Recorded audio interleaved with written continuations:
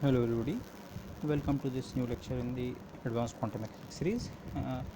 Before moving on with this lecture, जिसमें हम जो बेसिकली पिछले सेशन में जो हम कैलकुलेशंस कर रहे थे उसको कंप्लीट करेंगे. कैलकुलेशन कंप्लीट करने का मतलब जो हमने फेज शिफ्ट इंट्रोड्यूस किया था लास्ट लेक्चर के एंड में, उससे हम अब स्कैटरिंग क्रॉस सेक्शन को कनेक्ट करेंगे. ओके, एक फॉर्मल एक्सप्रेशन उन दोनों के बीच जो होता है. बट बिफोर दैट कुछ चीज़ें जस्ट आपको फिर से रिमाइंड करा दूँ.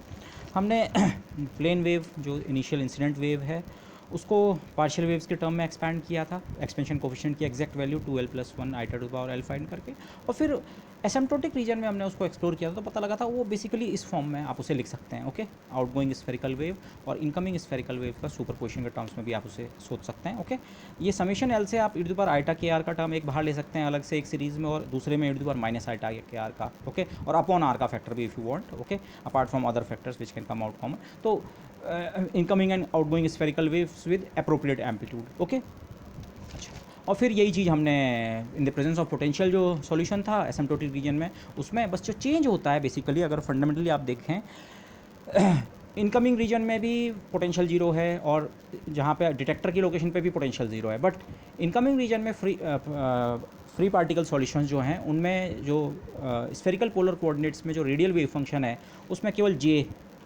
इनकॉर्पोरेट हो सकता है. ओके, जबकि स्कैटरर की लोकेशन पे जब हम जाते हैं तो वहाँ पे ये दोनों हम सॉल्यूशन का पार्ट हो सकते हैं. सो दिस, तो उसके कारण होता क्या है, ओवरऑल आपके सॉल्यूशन में एक फेज शिफ्ट मैथमेटिकली एक वेरिएबल इंट्रोड्यूस हो रहा है, जस्ट अब ये कहें delta l. Okay, this apart from ये कि कांस्टेंट जो है इंसिडेंट वेव फंक्शन के लिए ये वाला पार्ट जो है कांस्टेंट का, ये 2l+1 आइटा एल है. यहाँ पे स्लाइटली डिफरेंट निकलेगा but otherwise this is the same situation. अब यहाँ पे कुछ जो टर्मिनोलॉजी आ रही है उसमें भी आप कंफ्यूज ना करें. तीन अलग अलग चीज़ें हैं. प्लेन वेव्स हो गया, ओके, उसके बाद पार्शियल वेव्स, ओके, उसके अलग अलग एल कंपोनेंट जो हैं, अलग अलग एंगुलर मोमेंटम कंपोनेंट्स, उनको पार्शियल वेव्स कह रहे हैं. और उसके अलावा स्फेरिकल वेव्स. ओके, तीनों अलग अलग चीज़ें. Angular momentum basically partial wave analysis है, आपको एनालिसिस को अलग अलग एल कंपोनेंट्स में ब्रेक करके देखना. आप समेशन एल के टर्म में एक्सप्रेशंस को लिख रहे हैं, लेकिन वो समेशन एल के टर्म में लिखने का मतलब ये है क्योंकि एंगुलर मोमेंटम की वैल्यू कंजर्व्ड है. ओके, तो इसलिए आप अलग अलग एल सेक्टर्स, अगर मैं उन्हें कहूँ, l=1 सेक्टर जो है वो स्कैटरिंग के बाद l=1 सेक्टर में ही रहेगा. तो अलग अलग सेक्टर्स को आप अलग अलग एनालाइज कर सकते हैं. ओके, तो ये इन टर्म्स में टर्मोलॉजी में कंफ्यूज ना करें, खासकर पार्शियल वेव और spherical waves. Okay, those are different concepts. Okay, अच्छा, अब जो हम करने वाले हैं टास्क वो ये है. लास्ट टाइम हमने ये ऑब्टेन कर लिया था यहाँ तक, जो टोटल वेव फंक्शन है asymptotically that looks something like this. Okay, apart from a phase factor delta n in this sine function. Okay, ये एक अननोन कोफिशिएंट्स हैं डीएल. ओके, इसको आप इसके एक्सपेंशन कोफिशिएंट समझ सकते हैं. तो ये डीएल डिटरमिन करना हमारा टास्क है पहला. तो एक्सप्रेशन साइड टोटल, और उसके बाद साइड टोटल को भी हम सुपरपोजिशन ऑफ पार्शियल वेव्स के टर्म में तो है ही वो एक्सपेंशन जो है उसका एसिम्प्टोटिक वाला जो एक्सप्रेशन है, लेकिन वो साथ में हम उन्हें इनकमिंग और आउटगोइंग स्फेरिकल वेव्स के टर्म में भी इंटरप्रेट कर पाएंगे. ओके, और फिर उसे कनेक्ट करेंगे स्कैटरिंग एम्पलीट्यूड के एक्सप्रेशन से. सो ये वो लास्ट पेज वाला एक्सप्रेशन है जो हमने लास्ट लेक्चर में ऑब्टेन किया था. Psi total in the asymptotic region looks like something like this. Okay, ये summation over L partial waves, ये अलग अलग पार्शियल वेव्स को आपने सुपरपोज कर रखा है विद अप्रोप्रिएट एम्पलीट्यूड. ओके, अच्छा, ये अगेन ये साई फैक्टर जो है इसको e⁻ theta minus e⁻ theta upon 2i से अगर ब्रेक करें. ओके, जैसे if you break it like this. और इस मेथड में बेसिकली जो पार्शियल एनालिसिस में ज़्यादातर जो हम मैथमेटिक्स कर रहे हैं वहाँ इसको इस तरह से ब्रेक करना या इनको कंबाइन करके साइन या कॉस वट एवर फैक्टर्स वो लिखना इन्वॉल्व होता है. ओके, तो यहाँ मैंने इसे डेरिवेटली तीन पार्ट्स हैं, तीनों को अलग अलग एक्सपोनेंशियल, ऐसी नेगेटिव एक्सपोनेंशियल में भी तीनों पार्ट्स अलग अलग. ओके, दिस अब e⁻ आइटा एल पाई 2 जो है simply minus iota power l, और ये वाला प्लस आइटा पावर एल. बाकी मैंने कुछ वो नहीं किया, 2 आइटा का फैक्टर यहाँ ले आया and this. Okay, so d l 1/2 iota के आर, ये तीन एक्सपोनेंशियल, तीन में से एक exponential minus iota power l, यहाँ भी ऐसी ये plus iota power l and p L cos theta. Okay, और अब हम चलते हैं स्कैटरिंग सिनेरियो से कनेक्ट करने के लिए. स्कैटरिंग में जो श्रोडिंगर इक्वेशन का सॉल्यूशन हमने किया, फॉर्मल सॉल्यूशन मुझे बोलना चाहिए क्योंकि हमने एग्जैक्ट पोटेंशियल पे कंसंट्रेट नहीं किया. हमने कंसंट्रेट केवल इस चीज़ पे किया कि हाँ पोटेंशियल डिटेक्टर की लोकेशन पे डिके होके ऑलमोस्ट जीरो हो चुका है. तो उससे हमने कहा हमारा रेडियल सॉल्यूशन जो है, रेडियल इक्वेशन का सॉल्यूशन JL और NL को इनकॉर्पोरेट करेगा. तो बस वहीं से ये फॉर्म हमें मिल गई. ओके, लेकिन इसमें DL अभी अननोन है. लेकिन जो हमने स्कैटरिंग का जनरल कंसिडरेशन किया था उसने भी हमें बता रखी है साइड टोटल की asymptotic form. Not the exact form, again asymptotic form. तो एसिम्प्टोटिक फॉर्म जो स्कैटरिंग थ्योरी से हमें ऑब्टेन्ड है जनरल कंसिडरेशन से, कि उस डिटेक्टर की लोकेशन पे आपको इंसिडेंट वेव फंक्शन तो ऑब्टेन होगा ही, जो कि e power iota k Z है, लेकिन उसके अलावा एक आउटगोइंग स्फेरिकल वेव, ओके, और उसमें हमने जो इनिशियली फ्लक्स कंजर्वेशन और एंगुलर डिस्ट्रीब्यूशन अलग अलग डायरेक्शन में अलग अलग हो सकता है, वो आइडियाज़ इनकॉर्पोरेट करके दिस बेसिकली मैथमेटिकल एक्सप्रेशन, इसका e power iota k Z और इसका f e पावर आइटा के are upon r, okay.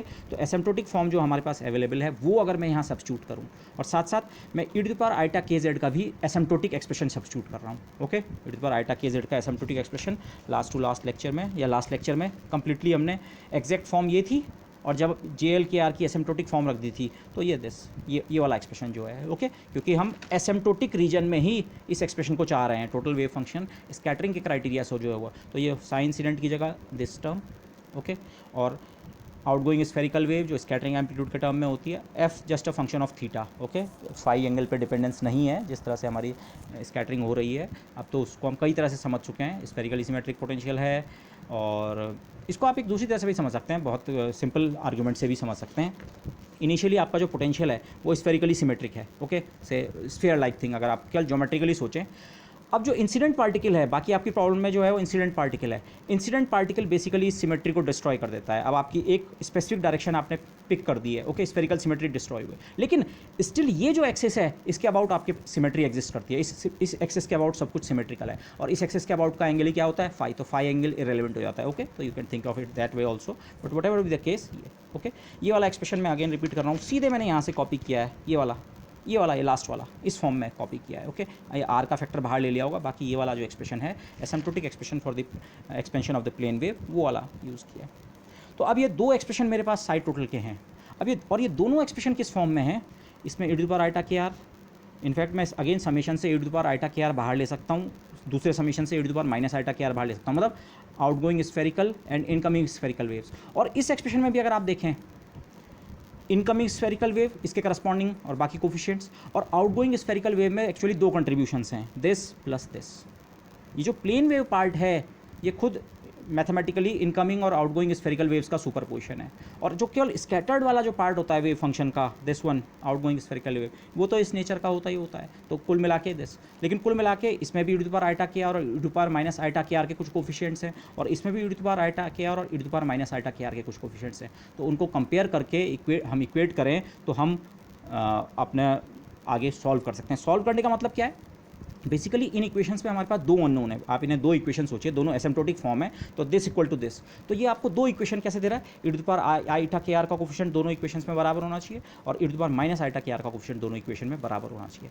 Unknowns क्या क्या है, dl और साथ में f, हमको f ही ऑब्टेन करना है, ओके। तो दिस, तो so comparing the coefficient of this और this for each L value. अब ये टुगेदर और सेपरेट मैं यहाँ पे लिखना चाह रहा था, बाद में मैंने टुगेदर लिखा। टुगेदर का सेंस ये है, इन समेशन से e पावर आइटा के आर बाहर आ रहा है, तो summation over L something which involves the index L, okay. जैसे इस फर्स्ट टर्म में आप e पावर आइटा के आर बाहर लें तो dl 1 के आर भी आप समेशन से बाहर ले सकते हैं, okay. dl e power minus iota l by pi 2 e power iota delta l, okay, और पी एल कॉस थीटा, ये समेशन के अंदर रहेगा। और यहाँ आप e पावर आइटा के आर का कोफिशिएंट कलेक्ट करेंगे तो e पावर आइटा के आर को बाहर ले लें तो बाकी 2l + 1 आइटा एल, 2 आइटा के आर बाहर आ जाएगा, पर ये भी कोफिशिएंट में रहेगा, minus iota power L into P L cos theta, और उसके अलावा ये e पावर आइटा आर का इतना एक्स्ट्रा कोफिशिएंट है, ये विदाउट समेशन है f upon r, okay this. तो लेकिन पहले मैं e पावर माइनस आइटा के आर का कोफिशिएंट कलेक्ट करता हूँ। e पावर माइनस आइटा के आर का कोफिशिएंट अगर मैं कलेक्ट करूँगा तो यहाँ भी वो समेशन एल आएगा, और इस इक्वेशन में भी e पावर माइनस आइटा के आर का कोफिशिएंट केवल इस समेशन सीरीज से मिलता है, इस समेशन से, तो समेशन है। तो टर्म बाय टर्म आप l की पर्टिकुलर वैल्यू के लिए भी इंसिस्ट कर सकते हैं कि l की पर्टिकुलर वैल्यू के लिए भी ये जो करस्पॉन्डिंग कोफिशिएंट है वो मैच होने चाहिए। जो ये इनकमिंग स्फेरिकल वेव है e पावर माइनस आइटा के आर, दोनों एक्सप्रेशन में ये इनकमिंग स्फेरिकल वेव जो है जिसको आप मैच कर रहे हैं दोनों साइड, वो ये है e पावर माइनस आइटा के r into sum summation series in l, और दूसरे में भी e पावर माइनस आइटा के आर सम समेशन। लेकिन इसका मतलब ये नहीं है ये पूरी सीरीज़ का सम इस पूरी सीरीज़ के सम के बराबर होगा, वो तो होगा ही, लेकिन इंडिविजुअली जो इसका एक एक टर्म है l इक्वल टू 0 वाला टर्म जो यहाँ है वो यहाँ के l इक्वल टू 0 टर्म से मैच करेगा, और l equal to 1 term l equal to 1 term से मैच करेगा, and similarly l equal to 2। तो इस वाले उसमें जो मैं टुगेदर बोल रहा था, इस टुगेदर के बजाय आपको सेपरेटली समझना चाहिए। सेपरेटली मतलब l की हर एक वैल्यू के लिए ये e पावर माइनस आइटा के आर का जो कोफिशिएंट है वो मैच करना चाहिए। इसको आप इस तरह से भी समझ सकते हैं, टुगेदर भी समझ सकते हैं। टुगेदर का मतलब समेशन एल और समेशन एल दोनों साइड आप लगाएं, ओके। और उसके बाद आप ये इंसिस्ट कर सकते हैं ये इक्वालिटी एल की हर वैल्यू के लिए होल्ड करनी चाहिए, ओके। दिस ये जो कैंसिलेशन है ये इसी तरह से चलेंगे। यहाँ से अगर आप e⁻ आइटा के आर का कोफिशिएंट उठाएं तो कितना है, dl 1/2 आइटा के आर, dl 1/2 आइटा के आर, उसके अलावा एक minus sine, this minus sine, iota power l e⁻ iota delta l, iota power l this and p L cos theta. जबकि इस एक्सप्रेशन से अगर आप e⁻ आइटा के आर का कोफिशिएंट पिक करें तो 2l + 1 iota l over 2 iota के r, this minus sine iota power l and p L cos theta, okay. अगर आप ज़्यादा रिग्रेस होना चाह रहे हैं आप समेशन एल दोनों साइड लगा सकते हैं, पर समेशन एल दोनों साइड लगाने के बावजूद आप सारे टर्म्स को एक तरफ लाइए, समेशन एल कॉमन हो जाएगा। उसके बाद कुछ टर्म्स आपके कैंसिल हो रहे हैं, कैंसिल मतलब वो कॉमन लेके आप उन्हें राइट हैंड साइड में सेंड कर सकते हैं। तो उसके अलावा बाकी चीज़ें जो हैं उनकी इक्वालिटी के कारण ही ये टर्म ओवरऑल जीरो बनेगा, या ये टर्म की जो बैलेंसिंग है वो इसलिए है क्योंकि डी की वैल्यू जब इतनी होगी। तो डी जो अभी तक हमारा अननोन था वो फिक्स हो चुका है। और डी का एक्सप्रेशन आप चेक कीजिए, ये जो हमारे प्लेन वेव में जो एक्सपेंशन कोफिशिएंट्स इनिशियली अननोन थे वो हमने फाइंड किए थे 2l + 1 आइटा एल। ये 2l + 1 आइटा एल के साथ एक e⁻ आइटा डेल एल का फैक्टर और है, ओके। अदरवाइज तो ये चीज़ मैं पहले से इंसिस्ट कर रहा था कि बेसिकली ये पोटेंशियल की प्रेजेंस के बाद वेव फंक्शन और इंसिडेंट वेव फंक्शन इनके बीच का जो डिफरेंस है बेसिकली एक फेज फैक्टर का डिफरेंस यहाँ आता है। और बाकी ये फैक्टर डी भी लगभग इसी के बराबर बनता है 2l + 1 आइटा एल, बस उसके साथ एक e⁻ आइटा डेल्टा एल का फैक्टर और आता है, ओके दिस।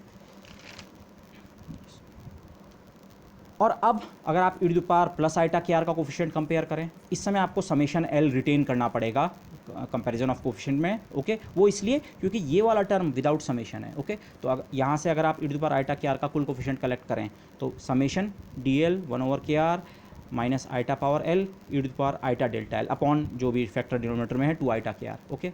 इतना यहाँ से, और यहाँ से अगर e⁻ आइटा के आर का कोफिशिएंट कलेक्ट करेंगे summation L 2l + 1 IL over 2 iota के R minus iota power L into P L cos theta और प्लस अलग से एक टर्म f/r। सो ये तो अब आप f की वैल्यू निकाल सकते हैं, क्यों, ये d निकाल चुके हैं हम। अब आप d की वैल्यू भी ये वाली वैल्यू सब्स्टिट्यूट कर दीजिए। आप d की ये वैल्यू जो पिछले स्टेप में निकाली है e⁻ आइटा के आर, इनकमिंग स्फेरिकल वेव के कोफिशिएंट्स को कंपेयर करके dl की वैल्यू जो फिक्स हुई थी उसको भी अब इस एक्सप्रेशन में यूज़ कीजिए, तो आपका एकमात्र अननोन केवल रह जाता है f। तो f की वैल्यू आप निकाल सकते हैं। f को इधर रखा, इन दोनों टर्म्स को जो टर्म पहले कैंसिल हुए r सब जगह कैंसिल हो गया, ओके। r को आप स्मूथली कैंसिल इसलिए कर सकते हैं, r can not be zero, okay. आप ओरिजिन पे नहीं देख रहे हैं, एसिम्प्टोटिक बिहेवियर्स को कंपेयर कर रहे हैं लार्ज आर पे, सो आर इज़ नॉन ज़ीरो, तो कैंसिल किया।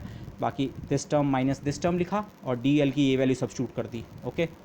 कई चीज़ें कैंसिल हो रही हैं, जैसे iota L into minus iota L मिल के 1 हो जाएगा, यहाँ भी iota L into minus iota L मिल के 1 हो जाएगा, ओके। दिस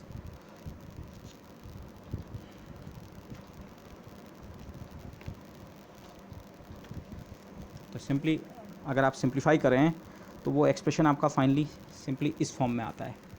ये e⁻2 आइटा डेल्टा एल का फैक्टर कहाँ से आ रहा है, e⁻ आइटा डेल्टा एल ये, और जब आपने dl की वैल्यू रखी वो भी अपने साथ एक e⁻ आइटा डेल्टा एल लेकर आता है, ओके। सो e⁻2 आइटा डेल।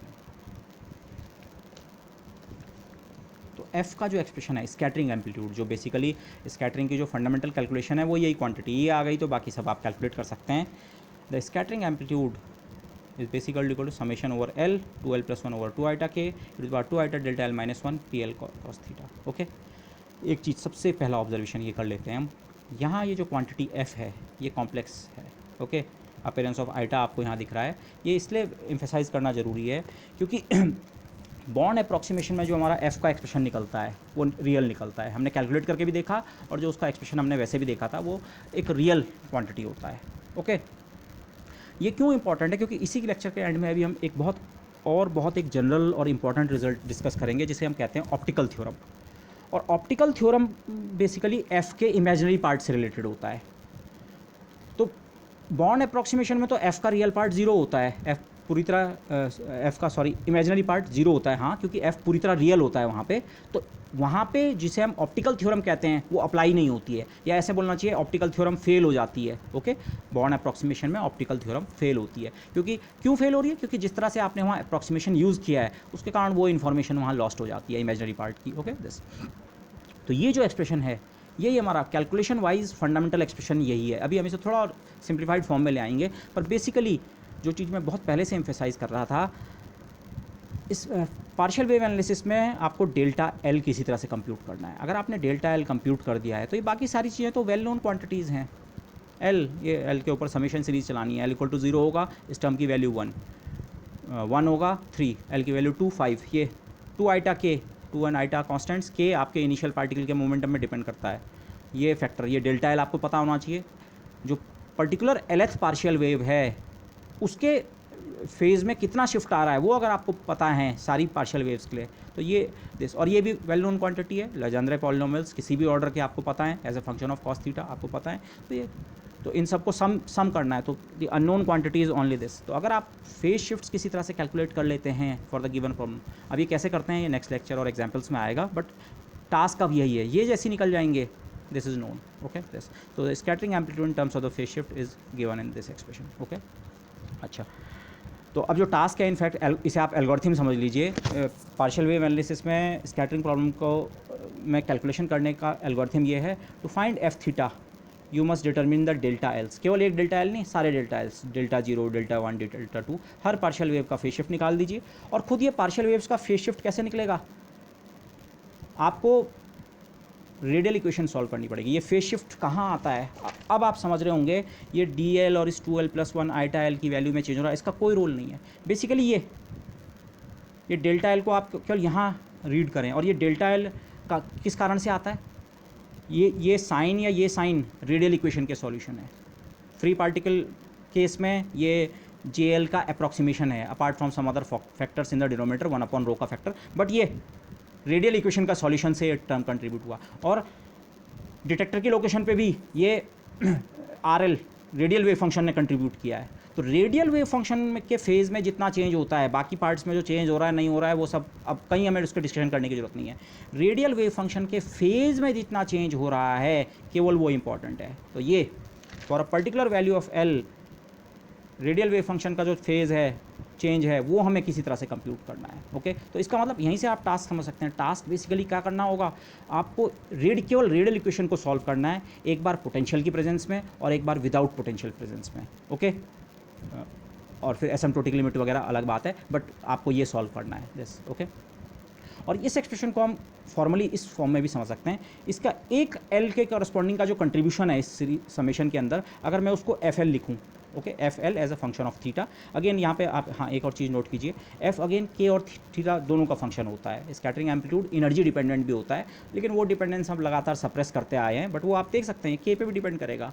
किसी डायरेक्शन में स्कैटरिंग अभी हो सकता है इस एनर्जी पे ज़्यादा हो रही हो, पर हो सकता है किसी दूसरी एनर्जी पे वो चेंज होकर कम हो जाए, तो एनर्जी डिपेंडेंट भी होता है। ओके, दिस, तो ये जो पर्टिकुलर एक टर्म है, माना मैं इसे एफ एल थीटा लिखूँ, तो इस तरह के सारे अलग अलग एल वैल्यू के लिए जो कंट्रीब्यूशन है उनको ऐड कर दूँ तो हमारा टोटल एफ थीटा बन जाएगा। Okay, this F L theta, ये जो एक एक टर्म है इसको आप समझ सकते हैं, this is the scattering amplitude of the lth partial wave. Okay, जो एलथ वाली पार्शियल वेव है, और एलथ पार्शियल वेव का अगेन मतलब क्या है, एलथ पार्शियल वेव का मतलब है वो कंपोनेंट वेव में, चाहे आप इंसिडेंट में बोलें चाहे स्कैटर्ड में बोलें, वो पर्टिकुलर कंपोनेंट जिसके लिए एंगुलर मोमेंटम की वैल्यू l+1 का square root times h cross के बराबर है, और एंगुलर मोमेंटम के टोटल वैल्यू कांस्टेंट होती है, उसका मैग्नीट्यूड कांस्टेंट रहता है, इसलिए बिफोर स्कैटरिंग बोलें आप, इंसिडेंट में बोलें या स्कैटर्ड के लिए बोलें, दोनों के लिए वो सेम होगा। ओके, तो जो एक पर्टिकुलर एलथ पार्शियल वेव है उसका जो स्कैटरिंग एम्पलीट्यूड है वो ये, और ऐसे सारे स्कैटरिंग एम्पलीट्यूड्स को आप ऐड कर दें तो आपको टोटल स्कैटरिंग एम्पलीट्यूड मिल जाएगा।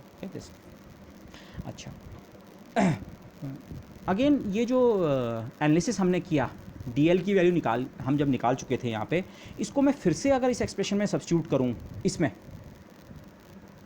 ओके, ये एक्सप्रेशन में, तो ये एग्जैक्टली एक्सप्रेशन कैसा बनता है, साइड टोटल की जो एसिम्प्टोटिक फॉर्म है वो 2l+1 iota l d l की वैल्यू, और उसके अलावा उसमें e⁻ आइटा डेल्टा एल और है, ये डी एल की जगह 2l+1 आइटा एल रखा, 2l+1 into iota power l, और e⁻ आइटा डेल एल का फैक्टर अगर मैं अंदर मल्टीप्लाई करूँ तो ये e⁻2 आइटा डेल्टा एल हो जाएगा, और यहाँ ये दोनों फैक्टर कैंसिल हो जाएंगे 1। Okay, so this expression looks something like this. Potential से इंटरेक्ट करने के बाद जो टोटल वेव फंक्शन है दैट लुक्स लाइक दिस। ये एक्सप्रेशन क्यों इस तरह से लिखा गया है, आप अगेन इससे कंपेयर कीजिए। ये एक्सप्रेशन आप किस फॉर्म में आ चुका है, इस outgoing and incoming spherical waves पहले भी उस फॉर्म में था, लेकिन अब ये कोफिशिएंट हमने एक्चुअली डिटरमिन करके उसकी वैल्यू सब्स्टिट्यूट कर दी है। अब आप इसे फिर से फ्री पार्टिकल वाला जो वेव फंक्शन है उससे कंपेयर कीजिए। ओके, इनफैक्ट मैंने यहाँ एरो लगाने की कोशिश की है, डी की वैल्यू मैंने जब इसमें सब्स्टिट्यूट की तब मेरा ये वाला एक्सप्रेशन बना, दिस वन। और फ्री पार्टिकल का वेव फंक्शन जो है वो ये लिख रखा है, ये फर्स्ट लाइन e⁻ ठीक है। आप इसको और इसको कंपेयर करें। ओके, ये हमारे पहले भी हमने लिखा है 2l+1 i⁻l ओवर 2 i⁻kr, ये दोनों में है। 2 i⁻kr, r का फैक्टर मैं यहाँ डिनोमीटर में ले गया तो दोनों में है। Okay, e⁻kr, okay, outgoing spherical wave, यहाँ उसका साथ जो मल्टीप्लाइंग फैक्टर है -i⁻l, -i⁻l यहाँ भी है, लेकिन अब एक एक्स्ट्रा फैक्टर यहाँ आ चुका है e⁻2 i⁻l। आप इसे ऐसे इंटरप्रेट कर सकते हैं, आउटगोइंग स्फेरिकल वेव जो है उसका फेज़ इतना चेंज हुआ है, ये यूनिमॉडुलर नंबर है, ये केवल फेज़ का चेंज है। तो आउटगोइंग स्फेरिकल वेव जो है उसके फेज़ में बाकी जितना फेज़ उसका यहाँ था ओवरऑल उतना तो है ही, उसके अलावा इतना चेंज और आ गया। तो फेज़ में जो चेंज है इतना है, 2 i⁻l का फेज़ है, चेंज है। ओके, और जो इनकमिंग स्फेरिकल वेव है कॉमन पार्ट तो सेम है दोनों में, PL, हाँ, और PL cos थीटा भी सेम है। उसके अलावा e⁻−i⁻kr अपॉन r का फैक्टर पहले ही बैलेंस हो रखा है i⁻l, ये वाला पार्ट एग्जैक्टली सेम है। इंटरेस्टिंग चीज़ आप देखिए, अगर आप स्फेरिकल वेव्स के टर्म में इस चीज़ को इंटरप्रेट करें कि पोटेंशियल से इंटरेक्ट करने के बाद हो क्या रहा है, तो पोटेंशियल से इंटरेक्ट करने के बाद जो इनकमिंग स्फेरिकल वेव है फ्री पार्टिकल वाले वेव फंक्शन में, जो इनकमिंग स्फेरिकल वेव कंपोनेंट है उस पर कोई भी फ़र्क नहीं पड़ता है, और आउटगोइंग जो स्फेरिकल वेव कंपोनेंट है उस पर for a given particular L value उसके फेज़ में e⁻2 i⁻l का फ़र्क पड़ता है, और ऐसे सारे उनको ऐड कर दें तो हमारा टोटल वेव फंक्शन बनता है। तो this is another way of looking at the scattering, कि स्कैटरिंग बेसिकली करती क्या है। पार्शियल वेव के टर्म में जब हम इस सेंस में उसे देखते हैं, इस सेंस में, तब तो हम कहते हैं एक एक वेव जो है उसमें ∆l का फ़र्क पड़ा पार्शियल वेव के टर्म में। पर ये मैं स्फेरिकल वेव्स के टर्म में कह रहा हूँ, स्फेरिकल वेव्स के टर्म में अगर आप उसी चीज़ को इंटरप्रेट करें तो इनकमिंग स्फेरिकल वेव पे कोई फ़र्क नहीं पड़ता है, और आउटगोइंग स्फेरिकल वेव पे इतना फ़र्क पड़ जाता है। ओके, दिस तो ये हम कंपैरिजन इसलिए कर पाए क्योंकि अब हमने इसे सुपरपोजिशन ऑफ स्फेरिकल वेव्स के रूप में एक्सप्रेस किया है। Okay, incoming outgoing spherical wave and incoming spherical wave. Okay, this तो ये जो रिजल्ट है इसको मैंने इस तरह से समराइज़ किया है। पोटेंशियल का असर क्या होता है? Okay, the effect of the potential can be summarised in these two statements in terms of spherical waves. It leaves the incoming spherical wave unaltered, incoming spherical wave पे कोई फ़र्क नहीं पड़ता है। ओके, नथिंग चेंजेस, जबकि it changes the phase of the outgoing spherical wave by e⁻2 i⁻l। But आपको यहाँ पे थोड़ा सावधान रहना चाहिए, कंपोनेंट बाय कंपोनेंट। आप आउटगोइंग स्फेरिकल वेव को भी ऐसे ट्रीट कीजिए कि उसमें अलग अलग एल कंपोनेंट्स हैं, तो जो कोई पर्टिकुलर l=3 वाला कंपोनेंट है उसके फेज़ में जो फ़र्क पड़ेगा e⁻2 i⁻3, जबकि l=7 वाले में e⁻2 i⁻7 की वैल्यू। ओके, सो कंपोनेंट बाय कंपोनेंट इसको ट्रीट करना है, but in a qualitative way of saying हम ये कह सकते हैं कि स्कैटरिंग में जो पोटेंशियल है वो बेसिकली क्या अफेक्ट करता है। अब आप प्लेन वेव, अब आप इनकमिंग वेव को प्लेन वेव की तरह ट्रीट नहीं कर रहे हैं, आप कह रहे हैं वो तो एक आउटगोइंग और एक इनकमिंग स्फेरिकल वेव का सुपरपोजिशन है। तो स्कैटरिंग के बाद क्या हुआ, इनकमिंग वाले पे कोई फ़र्क नहीं पड़ा, जबकि आउटगोइंग वाले के फेज़ में इतना चेंज आ गया। So this is another way of looking at what happens during the scattering. Okay, अच्छा, अब f का एक्सप्रेशन जैसे ही हमें ऑब्टेन हुआ तो अब हमारा टास्क हो चुका है, और इनफैक्ट इससे आगे के एक्सप्रेशन तो इससे भी सिंपल होने वाले हैं। Okay, in fact total scattering cross section का एक्सप्रेशन तो मच सिंपलर होगा। तो once you have obtained f, okay, तो अब हम स्कैटरिंग क्रॉस सेक्शन जो हैं डिफरेंशियल वाला और टोटल स्कैटरिंग क्रॉस सेक्शन उनको ऑब्टेन करेंगे। पहले जो f का एक्सप्रेशन है इसी को स्लाइटली हम रीराइट कर लेंगे। ओके, रीराइट करने के लिए समेशन में से जो टर्म्स बाहर आ सकते हैं, 2 i⁻k का समेशन में कोई रोल नहीं है, बाहर आ गया, बाकी ये सारे टर्म्स समेशन के अंदर रहेंगे। दिस, इन दोनों टर्म्स में अगर आप डेलिबरेटली e⁻i⁻l कॉमन लें तो एक e⁻i⁻l का फैक्टर बाहर आया, और तब यहाँ e⁻i⁻l एक बचेगा और ये 1 की जगह e⁻−i⁻l, और e⁻θ माइनस e⁻−i⁻θ, और 2i का फैक्टर आप यहाँ से ले लें फिर से, तो वो बन जाएगा आपका साइन ऑफ थीटा। थीटा मतलब ये थीटा नहीं है, थीटा की जगह मैं बात कर रहा हूँ ∆l की। ओके, तो ये टर्म जो है e⁻i⁻l लेने के बाद और इस 2i को एब्जॉर्ब करने के बाद साइन ∆l। ओके, तो ये फॉर्म ज़्यादा यूज़फुल है। ओके, ये दोनों इक्विवेलेंट हैं, लेकिन यूज़ के लिए ये वाली फॉर्म ज़्यादा यूज़फुल होती है। ठीक है, आप आगे के एग्जाम्पल में भी अभी देख लेंगे कि ये फॉर्म ज़्यादा यूज़फुल क्यों होती है, but let's go with this. तो f का जो अल्टरनेटिव एक्सप्रेशन है वो हम ये वाला यूज़ करेंगे, 1/k summation over l 2l+1 e⁻i⁻l sin ∆l PL cos of theta. अब डिफरेंशियल स्कैटरिंग क्रॉस सेक्शन क्या होता है, मॉड एफ स्क्वायर सिंपली। तो इसका मॉड एफ स्क्वायर करें, मॉड एफ स्क्वायर करने का मतलब F into F star, okay, order कुछ भी रखें एफ इंटू एफ स्टार। आपको ये एक्सप्रेशन जो है इसका स्क्वायर करना है। अब ये एक्सप्रेशन एक्चुअली एक समेशन सीरीज़ है, तो जब आपका इसका स्क्वायर करेंगे तो दो अलग अलग समेशन सीरीज़ मल्टीप्लाई होंगी, one with index L and another with index L dash. आप आइंस्टीन समेशन कन्वेंशन जानते हैं, ओके, यहाँ पे हम वो वाला कन्वेंशन यूज़ नहीं कर रहे हैं, बट एल इंडेक्स अगर पहले ही रिपीटेड है, अब यहाँ वो दो नहीं, यहाँ 4 बार रिपीटेड होता है, पर पहले ही एक्सप्रेशन में एल अगर आ रखा है तो जो दूसरा आप एफ स्टार लिख रहे हैं कॉम्प्लेक्स कॉन्जुगेट तो लेंगे, पर उसमें सीरीज़ का जो समेशन का इंडेक्स है उसको एल के बजाय एल डैश। तो अगर हम ये चेंजेस यहाँ इनकॉर्पोरेट करें तो जो मॉड एफ स्क्वायर है 1/k into 1/k 1/k square, एक समेशन एल सीरीज़, एक समेशन एल डैश सीरीज़, एक में 2l+1 दूसरे में 2l-+1, एक में e आइटा डेल्टा एल और दूसरे में e iota delta l dash, delta l की जगह डेल्टा एल डैश और आइटा की जगह माइनस आइटा, क्योंकि उस वाले का आपने कॉम्प्लेक्स कॉन्जुगेट लिया है। कॉम्प्लेक्स कॉन्जुगेशन का और कहीं असर नहीं पड़ेगा, सारी चीज़ें बाकी रियल हैं, ओके। एक में साइन डेल्टा एल, दूसरे में साइन डेल्टा एल डैश, एक में पी एल कॉस थीटा, एक में P L dash cos theta. तो ये मॉड एफ डैश स्क्वायर का एक्सप्रेशन ये बड़ा कॉम्प्लिकेटेड एक्सप्रेशन आपको लग रहा है भी, इनफैक्ट कॉम्प्लिकेटेड है। कॉम्प्लिकेटेड के सेंस में इनफैक्ट यहाँ पे आप एक चीज़ देखें, इसमें कुछ आपके क्वाड्रेटिक कंट्रीब्यूशंस भी होंगे, कुछ ऐसे टर्म्स भी आएंगे जब आप इसे एक्सपैंड करेंगे एल इक्वल टू 0 से लेकर इन्फिनिटी तक और एल डैश भी 0 से लेकर इन्फिनिटी तक। कुछ टर्म्स ऐसे आएंगे जिसमें एल इंडेक्स और एल डैश की इंडेक्स की वैल्यू सेम होगी, माना एल भी 3 और एल डैश भी 3, फिर एक एल इक्वल टू 4 और एल डैश 4, उनको मैं क्वाड्रेटिक कंट्रीब्यूशंस कह रहा हूँ, ओके। उसमें हर टर्म ये दोनों तरफ से ये टर्म एक जैसा आएगा, तो स्क्वायर टाइप की चीज़ होगी, ओके दिस। लेकिन उसके अलावा क्रॉस टर्म्स भी हैं, दो समेशन सीरीज़ को आपने मल्टीप्लाई किया है तो हो सकता है एल की वैल्यू 3 हो और एल डैश की वैल्यू 7 हो, तो इनको मैं क्रॉस टर्म्स कह रहा हूँ। और ये cross terms basically technical language में मैथमेटिकली हमें इन्हें कहना चाहिए ये interference of different l waves हैं। जो अलग अलग एल वेव्स हैं, l equal to 0, l equal to 1, l equal to 2 के करस्पॉन्डिंग की जो अलग अलग वेव्स हैं, ये बेसिकली उनके इंटरफेरेंस से आते हैं। L equal to l quadratic contribution जो हैं, l equal to 3 wave, l equal to 3 wave quadratic contribution, लेकिन एक एल इक्वल टू 3 वेव और एक एल इक्वल टू 4 वेव, तो आप उसे कहेंगे ये इंटरफेरेंस टर्म है, एल इक्वल टू 3 और एल इक्वल टू 4 वाले जो कंपोनेंट्स हैं उनका इंटरफेरेंस के कारण ये टर्म आ रहा है, ओके। और ये इंटरफेरेंस टर्म कई बार बहुत इंपॉर्टेंट भी हो सकता है। ये कैलकुलेशन अगर हम करें तो इसमें ऐसा भी हो सकता है, बहुत ट्रिवियल एग्जांपल आप कंस्ट्रक्ट कर सकते हैं जहाँ पे क्वाड्रेटिक कंट्रीब्यूशंस नेग्लिजिबल हों और क्रॉस टर्म्स के जो कंट्रीब्यूशन है, इंटरफेरेंस टर्म के कंट्रीब्यूशन बहुत ज़्यादा इंपॉर्टेंट हो, ओके। तो D sigma by D omega में सारे टर्म्स इंपॉर्टेंट हैं, लेकिन ये जो क्रॉस टर्म्स या जिन्हें हम इंटरफेरेंस टर्म्स कह रहे हैं, जब हम टोटल स्कैटरिंग क्रॉस सेक्शन निकालेंगे, सिग्मा टोटल जिसे हम लिखते हैं, उसमें अगेन ये इंटरफेरेंस टर्म्स डिसअपियर हो जाएंगे, ओके।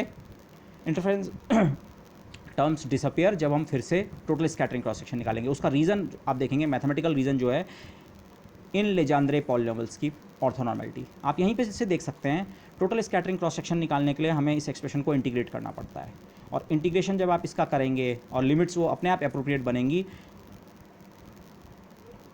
ऑर्थोनॉर्मलिटी के कारण लेजेंड्रे पॉलिनोमियल्स में यहाँ पे आपको एक क्रोनेकर डेल्टा मिलेगा, डेल्टा एल एल डैश, और डेल्टा एल एल डैश एक समेशन को ख़त्म कर देगा और पूरे एक्सप्रेशन में एल डैश को माना एल से रिप्लेस कर देगा। तो एल डैश को एल से रिप्लेस करने का मतलब क्वाड्रेटिक टर्म। तो टोटल स्कैटरिंग क्रॉस सेक्शन के लेवल पे जब हम फिर से जाएंगे तो जो क्रॉस टर्म्स हैं वो सारे के सारे क्या हो जाते हैं, ख़त्म हो जाते हैं, okay this. So this let's do that, okay. इस एक्सप्रेशन को हम इससे ज़्यादा सिंप्लीफाई नहीं कर सकते हैं, और टोटल स्कैटरिंग क्रॉस सेक्शन का एक्सप्रेशन इससे मच सिंपलर होगा। टोटल स्कैटरिंग क्रॉस सेक्शन जो हम निकालते हैं किसी भी सिनेरियो के लिए, डिफरेंशियल स्कैटरिंग क्रॉस सेक्शन का इंटीग्रेशन सारी एंगुलर डायरेक्शंस के ऊपर, सारे सॉलिड एंगल्स के ऊपर, पर फाई के ऊपर का इंटीग्रेशन आप सीधे सीधे करके 2 पाई ऑब्टेन कर सकते हैं, और फिर आपको केवल 0 से पाई तक साइन थीटा डी थीटा के साथ मेजर ऑफ इंटीग्रल आपका साइन थीटा डी थीटा बनता है, ये इंटीग्रल आप करें, okay. D sigma upon D omega का एक्सप्रेशन आप देखें, इसमें थीटा डिपेंडेंट पार्ट केवल ये है, बाकी ये सब समेशन और ये सब है, लेकिन ये थीटा पे कहीं भी डिपेंड नहीं कर रहा। तो जो हमारा इंटीग्रेशन जिस फैक्टर का होना है वो केवल इसका होना है, और इंटीग्रेशन एक्चुअली सीरीज़ का होना है। सीरीज़ भी क्या, ये तो डबल सीरीज़ है, मतलब इसमें बहुत सारे टर्म्स हैं, इनफाइनाइट नंबर ऑफ टर्म्स हैं। इनफैक्ट आपने 2 इनफाइनाइट सीरीज़ को मल्टीप्लाई किया है, तो इसमें इनफाइनाइट नंबर ऑफ टर्म्स हैं, डबल इन्फिनिटी।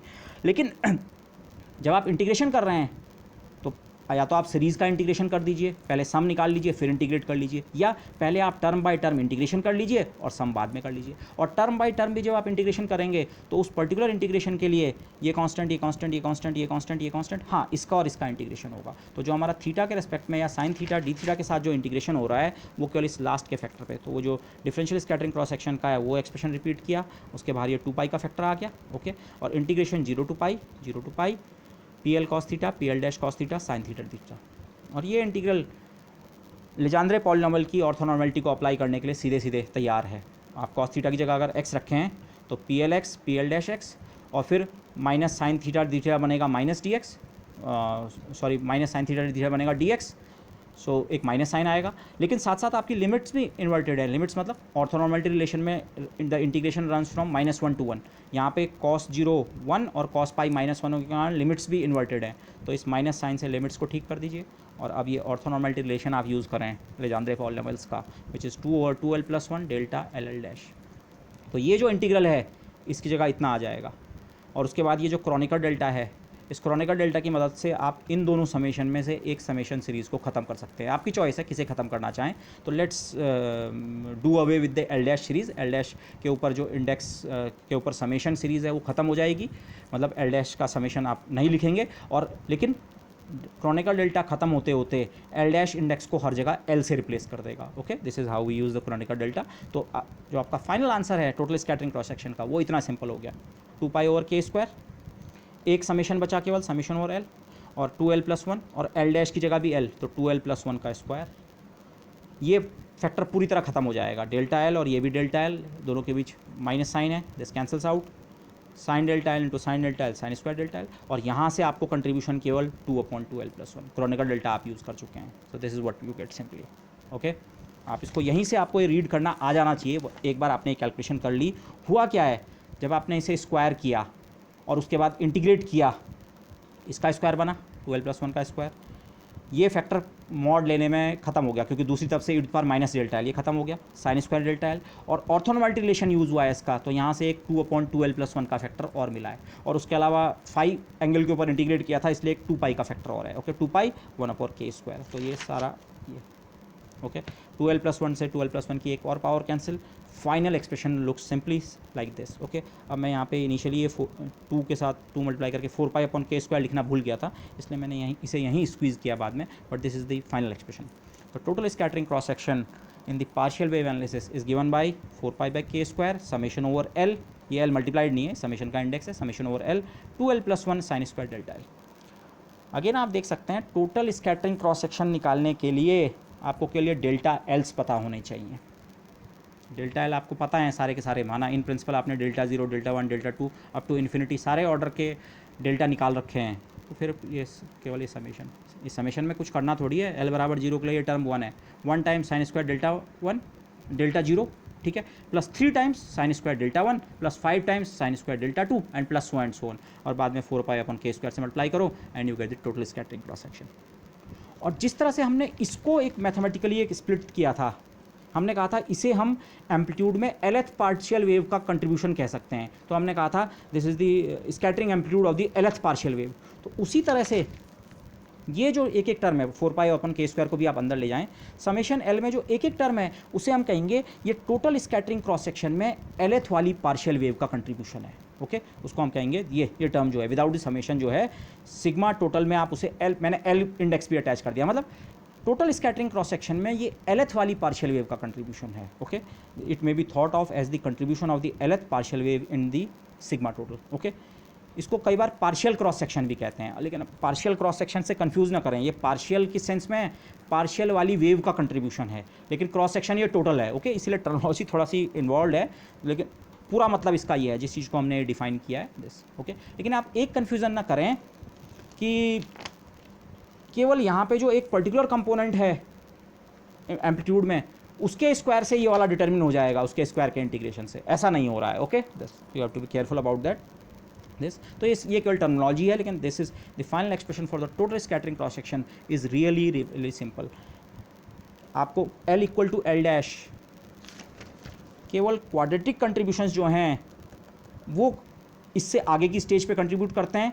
यहाँ पे इसमें तो इंटरफेरेंस टर्म्स का रोल भी होता है और क्वाड्रेटिक टर्म्स का भी, लेकिन टोटल स्कैटरिंग क्रॉस सेक्शन में केवल क्वाड्रेटिक टर्म्स का कंट्रीब्यूशन होता है। ओके, इसको आप इस तरह से सोच सकते हैं, बेसिकली इंटरफेरेंस टर्म्स के कारण होता क्या है, क्वाड्रेटिक टर्म्स के कारण क्या होता है। क्वाड्रेटिक टर्म्स के कारण बेसिकली सिमेट्रिकल सिचुएशन आती है। मुझे एग्जैक्टली सिमेट्रिकल शब्द नहीं यूज़ करना चाहिए, but in a certain sense आपको सिमेट्रिकल सिचुएशन मिलती है। लेकिन इंटरफेरेंस टर्म्स के कारण आपको अलग अलग डायरेक्शन में, एक डायरेक्शन में ज़्यादा फ्लक्स स्कैटर्ड पार्टिकल्स का और एक डायरेक्शन में कम मिल सकता है। लेकिन जब आप पूरे सारी डायरेक्शंस के ऊपर इसे सम करते हैं तो फिर से वो जो एसिमेट्री है वो एक तरफ कम और एक तरफ ज़्यादा वाले contribution in a certain sense qualitatively वो कैंसिल हो जाते हैं। तो फिर अगेन वो केवल क्वाड्रेटिक उस पर डिपेंड करता है। ओके, ये मैंने बहुत क्वालिटेटिव बताया, इसको थोड़ा मैथमेटिकली प्रिसाइज करने की वैसे ज़रूरत है, but let me stop over here. Okay, the interference terms have disappeared in sigma total. जब आपने सारी एंगुलर डायरेक्शंस के ऊपर सम करके सिग्मा टोटल निकाला तो the interference terms have disappeared, okay, but they are present and strongly influence the differential scattering cross section। इस वाले में interference terms case to case basis पे आपको चेक करना पड़ेगा, पर बहुत इंपॉर्टेंट हो सकते हैं और यूजुअली होते हैं। इंटरफेरेंस टर्म्स आप ये ना समझेंगे उनका मैग्नीट्यूड कम होता है, ऐसा हो सकता है क्वाड्रेटिक टर्म्स का मैग्नीट्यूड नेग्लिजिबल हो और इंटरफेरेंस टर्म का मैग्नीट्यूड काफ़ी ज़्यादा हो, ऐसा हो सकता है और ऐसा होता भी है यूजुअली। लेकिन टोटल स्कैटरिंग क्रॉस सेक्शन में interference term again they disappear. Okay, so this is how I will just summarise. बाकी एग्जाम्पल्स अगर करेंगे तो we will try to see कि इंटरफेरेंस टर्म और इसका रोल को क्या डिफरेंशियल स्कैटरिंग क्रॉस सेक्शन के लेवल पे और टोटल स्कैटरिंग क्रॉस सेक्शन के लेवल पे क्या हम उसमें थोड़ा अंतर कर पाते हैं। This will try to see with N example later. Okay, और लास्ट में एक short result all at the end of this short lecture, लेकिन ये बहुत इंपॉर्टेंट रिजल्ट है, बहुत सिंपल रिजल्ट है, जितना जो हमने ऑब्टेन कर लिया उससे एक बहुत इंपॉर्टेंट रिजल्ट आने वाला है, which is called the optical theorem. Differential scattering cross section scattering amplitude का जो एक्सप्रेशन है ये वाला, जिसको मैंने इस फॉर्म में लाया था, ये वाला जिसको हम बार बार यूज़ करेंगे, हम इसी एक्सप्रेशन को यूज़ करेंगे, वो ये रहा। ओके, एंगल डिपेंडेंट है, सारी जो वर्कआउट है इसी उद्देश्य से किया है कि भाई अलग अलग डायरेक्शन में कितनी स्कैटरिंग होती है, थीटा डिपेंडेंट है। तो अगर हम थीटा बराबर 0 डिग्री रखें और थीटा बराबर 0 डिग्री का स्कैटरिंग सिनेरियो में आप देखें, उसका मतलब है फॉरवर्ड डायरेक्शन में पार्टिकल्स आ रहे हैं और यहाँ से अगर आप क्लासिकल पिक्चर में सोचें, अच्छा पार्टिकल स्कैटर होके अलग अलग डायरेक्शन में जा रहे हैं। ओके, दिस, लेकिन कुछ पार्टिकल्स फॉरवर्ड डायरेक्शन में भी जाते हैं। आप उन्हें अनस्कैटर्ड ना सोच के ये बोलें वो भी स्कैटर हुए हैं, लेकिन कहाँ, फॉरवर्ड डायरेक्शन में। आप रदरफोर्ड का इनिशियल वो ध्यान कीजिए, रदरफोर्ड एक्सपेरिमेंट की जो फाइंडिंग थी, तो रदरफोर्ड ने पहला ऑब्जर्वेशन यही था कि most of the atom is empty, क्योंकि ज़्यादातर अल्फा पार्टिकल्स अनस्कैटर होके बिना स्कैटर हुए निकल गए थे।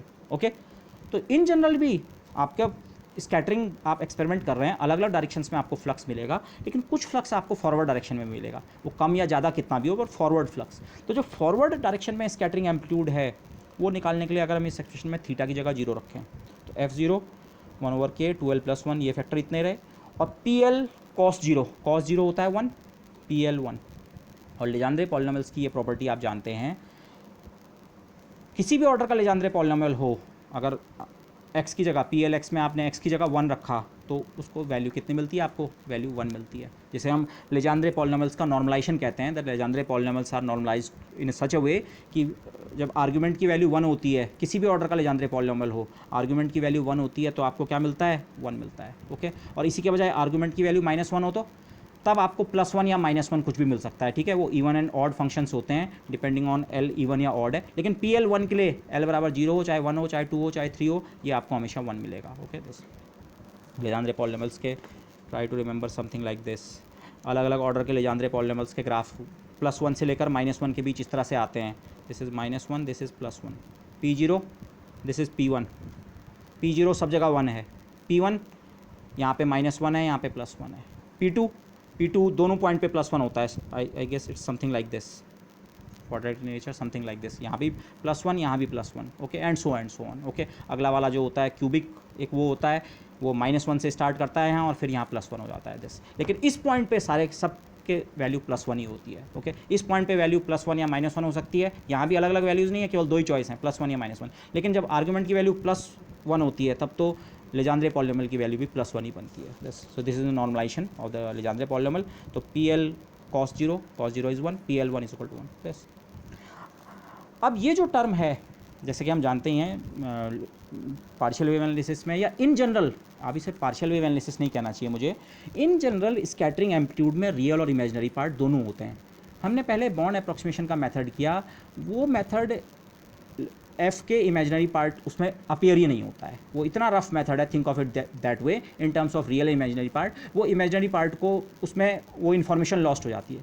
पर इन जनरल एफ में हमेशा रियल और इमेजिनरी पार्ट दोनों होंगे। ओके, तो अगर मैं केवल इस F0 का फॉरवर्ड स्कैटरिंग एम्पलीट्यूड जिसे हम कहेंगे, अगर मैं इसका केवल इमेजिनरी पार्ट पिक करूँ, इमेजिनरी पार्ट ऑफ F0 अगर मैं पिक करूँ, ओके, तो 1/k 2l+1, ये तो रियल है, summation l 2l+1, sine delta l भी ठीक है, लेकिन e आइटा डेल्टा एल है cos delta l plus iota sine delta l, तो जो इमेजिनरी पार्ट है उसमें साइन डेल्टा एल और आएगा। ओके, तो sine square delta l. Okay, so the imaginary part of the forward scattering amplitude is written over hair.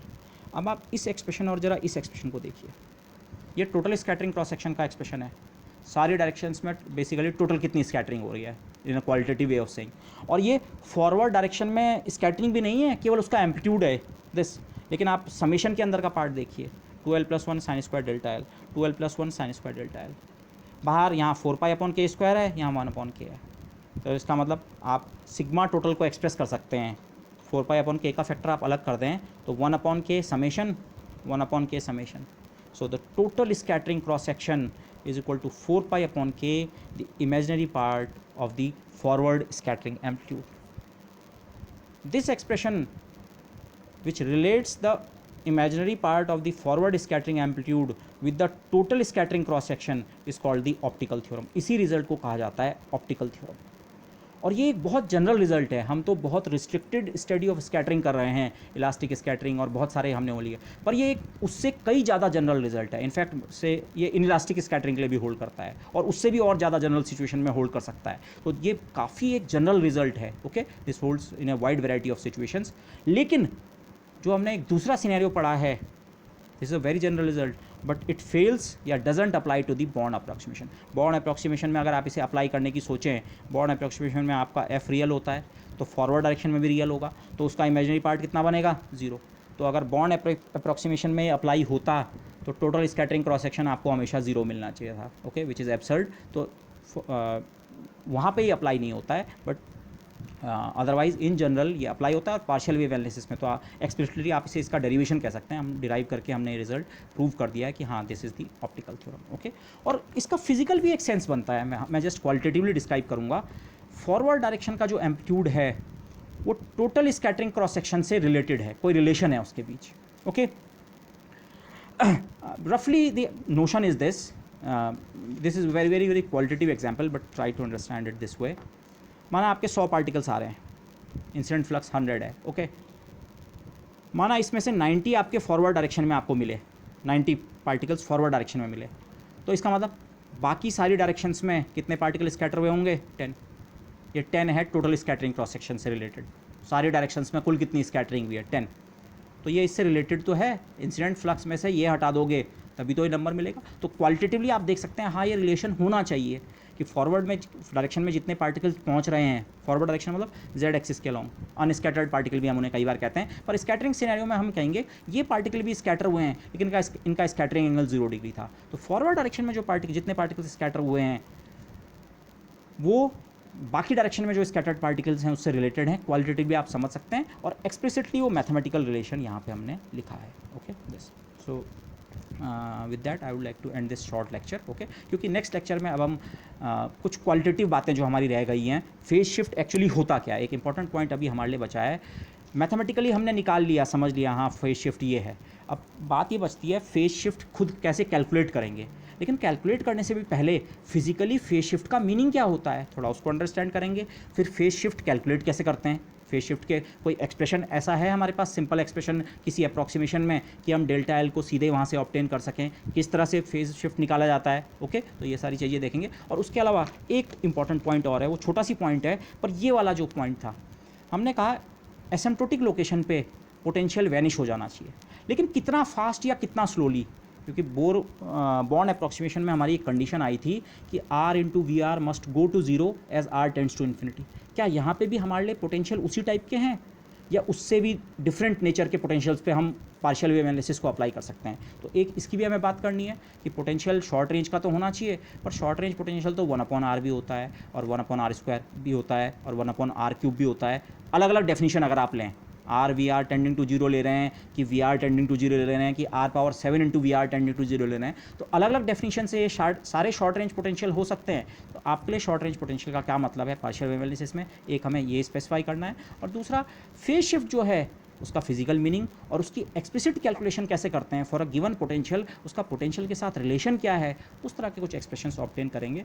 और फिर उससे आगे आने वाले लेक्चर्स में इन सारे आइडियाज़ को यूज़ करके कुछ केसेस में हम पार्शियल वेव एनालिसिस को अप्लाई करके scattering amplitude and cross sections और ये सारी चीज़ें कंप्यूट करेंगे। Okay, so with those things I would like to end this lecture for the time being. So thank you everybody.